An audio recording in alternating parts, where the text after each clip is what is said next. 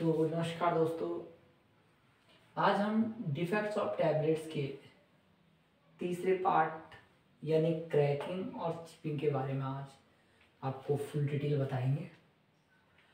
Cracking tablets में क्यों आती है? देखो, जो टैबलेट्स होती हैं उसके ऊपर क्या होता है, दरारें टाइप की आती है, क्रैक टाइप की आती है, सेंटर में, साइड में, इधर उधर ना बहुत सारी क्रैक आ जाती है, उसे क्रैकिंग कहते हैं। ठीक है, एक डिफेक्ट्स है किसका? टैबलेट्स का। बहुत ही मेजर डिफेक्ट्स हैं। अब ये क्यों आता है? एक तो फॉर्मुलेशन से आता है और एक आता है मशीन से।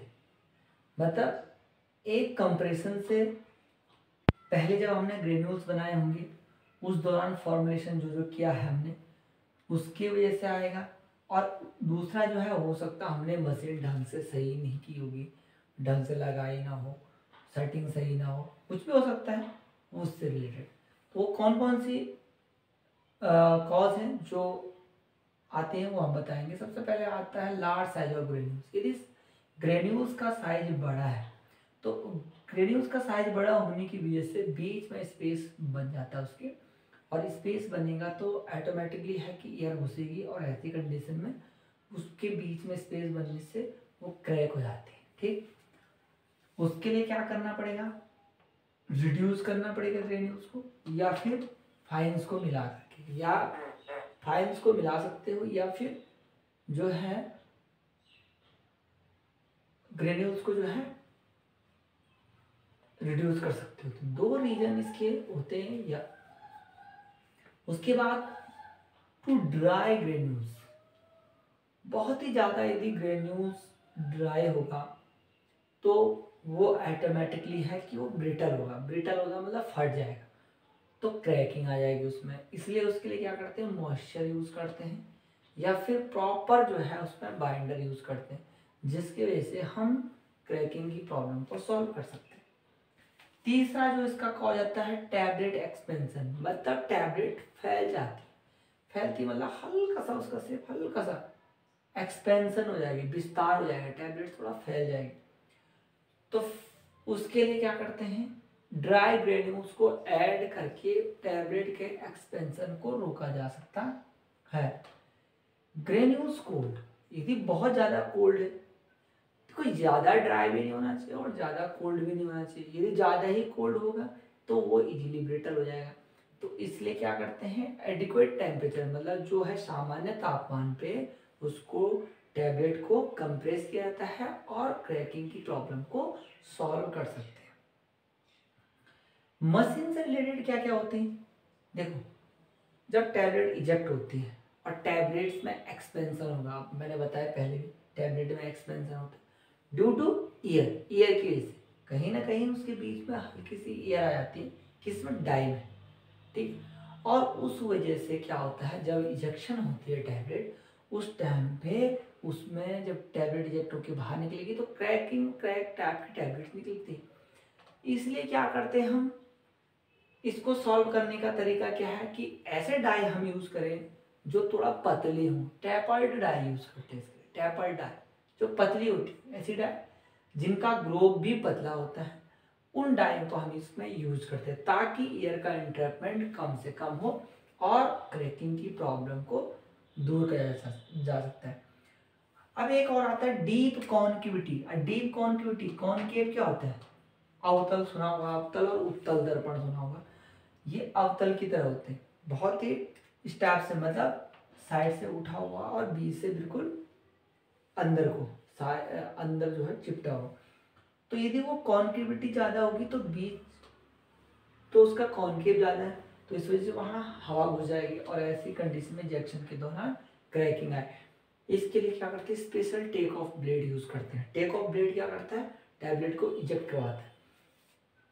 आपने देखा होगा फीड फ्रेम, सुना होगा आपने फीड फ्रेम, जहाँ पे ग्रेन्यूल्स का फीडिंग होती है, उस फीड फ्रेम पे लगा रहता है टेक ऑफ ब्लेड। वो ब्लेड क्या करता है, टैबलेट को इंजेक्शन करने में मदद करता है, और उसके बाद वो क्या होती है, हमारे डिस्चार्ज चूट के थ्रू टैबलेट बाहर निकलते हैं। तो ये क्रैकिंग आती है। किस किस वजह से आती है क्रैकिंग, वो हमने बताया। अब देखो कोटिंग, कोटिंग में भी क्रैकिंग आती है, आपको पता है।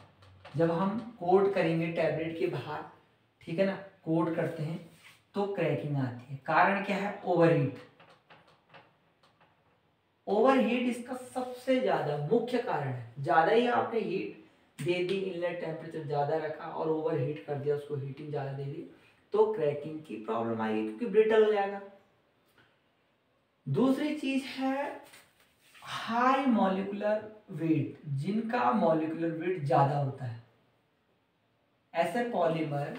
क्योंकि पॉलीमर आप देखे होंगे आपने, ज्यादातर कोटिंग में जो पॉलीमर यूज करते हैं HPMC करते हैं, ठीक है ना, या फिर इथाइल सेलुलोज, सेलुलोज के डेरिवेटिव, स्टार्च के डेरिवेटिव, ठीक है ना, ये सब, या जो है PEG यूज करते हैं, ये सारे सारे क्या है, पॉलीमर है।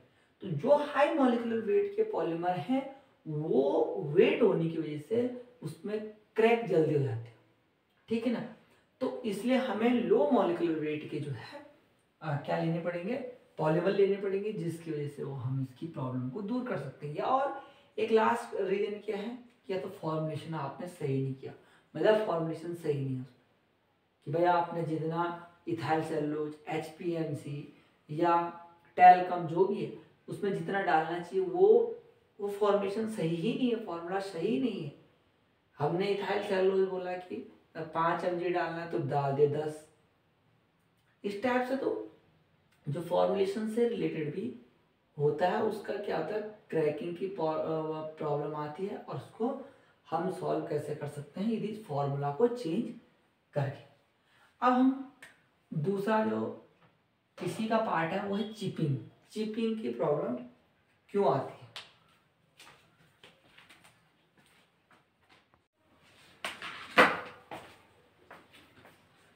अभी हम चिपिंग के बारे में बता रहे थे। अब इसमें भी चिपिंग कैसे होती है, देखो जो टैबलेट्स होती हैं उसके जो कॉर्नर होते हैं ना, कॉर्नर टैबलेट के कॉर्नर जो है वो टूट जाते हैं, उसको हम चिपिंग की प्रॉब्लम बोलते हैं, ठीक है। ये भी एक मेजर प्रॉब्लम है, ठीक है। और मोस्टली जो चिपिंग की प्रॉब्लम आती है वो किस किस वजह से, देखो फॉर्मुलेशन से रिलेटेड हमने बताया। सबसे पहले बहुत ज़्यादा आपका ग्रेन्यूल्स ड्राई हो गया, यदि बहुत ज़्यादा ग्रेन्यूल्स ड्राई हो गया तो चिपिंग की प्रॉब्लम आएगी। इसके लिए क्या करना पड़ेगा, प्रॉपर मॉइस्चर देना पड़ेगा, उसको थोड़ा मॉइस्चर देके, और हम चिपिंग की प्रॉब्लम को दूर कर सकते हैं। दूसरा कारण क्या है, देखो या तो बहुत ज़्यादा ड्राई हो रखा तो मॉइस्चर देना, या फिर बहुत ज़्यादा मॉइस्चर हो गया उसमें, मीन्स ग्रेन्यूल्स पंच के फेस पे चिपक जाता है। जब पंच के फेस पे ग्रेन्यूल्स अडहियर हो जाएगा तो स्टिकिंग और पिकिंग की प्रॉब्लम आएगी, तो पता ही है आपको। लेकिन ये ग्रेन्यूल्स यदि इस पे चिपक जाएगा तो ये चिपिंग की प्रॉब्लम भी अब्जॉर्ब होती है, ज़्यादा मॉइस्ट रहेगा, किनारा किनारा टूट जाएगा। उसके लिए क्या करना पड़ेगा, ग्रेन्यूल्स को थोड़ा ड्राई करना पड़ेगा। इसके साथ साथ लुब्रिकेशन प्रॉपर ना हुआ हो तो आपको लुब्रिकेशन बढ़ाना पड़ेगा। बाइंडर बहुत ज़्यादा यूज कर रखे हो, आपको या तो ऑप्टिमम बाइंडर यूज करना है, जितना उसकी रिक्वायरमेंट है। ज़्यादा ही बाइंडर यूज कर दी तो भी चिपिंग की प्रॉब्लम, किनारा किनारा टूट जाता है चिपिंग में, ठीक है। तो ऑप्टिमम या फिर रिप्लेस करना पड़ेगा। इसके अतिरिक्त मशीन से रिलेटेड क्या हो सकते हैं कि जो चिपिंग की प्रॉब्लम को कॉज करते हैं। एक तो जो डाई का ग्रोव होता है, डाई,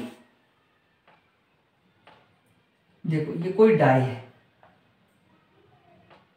ठीक है ना, ये डाई का जो ये वाला पार्ट होता है जहां पे पंच अंदर जाता है, इस पार्ट को कहते हैं ग्रूव, ठीक है ना। यदि जो डाई का ग्रूव इतना वार्म हो जाता है कि कंप्रेशन के दौरान जब टैबलेट बाहर निकलती है तो उसके एज टूट जाते हैं, ठीक है ना। तो डाई ग्रोव वार्म होने से, क्योंकि जब यहीं पे तो कंप्रेस होता है इसी ग्रोव में, ठीक है ना, डाई ग्रोव पे ही वहां पे टैबलेट बनती है, तो ज़्यादा गर्म हो जाएगा तो क्या होगा, उसका किनारा टूट के आएगा।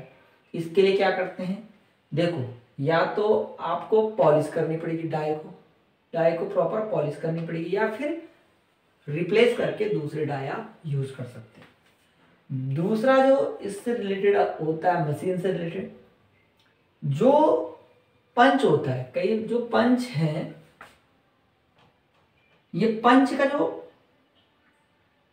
फेस होता है, जो आगे वाला जो फेस होता है पंच का, वो क्या होता है, थोड़ा सा अंदर को हो जाता है, मतलब इनसाइड हो जाता है अंदर को, जिसकी वजह से जब कंप्रेस होगी टैबलेट तो वो कंप्रेस होने के बाद जब बाहर निकलती है तो ऐसा लगता है कि वो चिपिंग की प्रॉब्लम कॉज करती है, मतलब किनारा टूट जाता है उसका, इनसाइड होगा, अंदर को होगा, थोड़ा अंदर को होगा।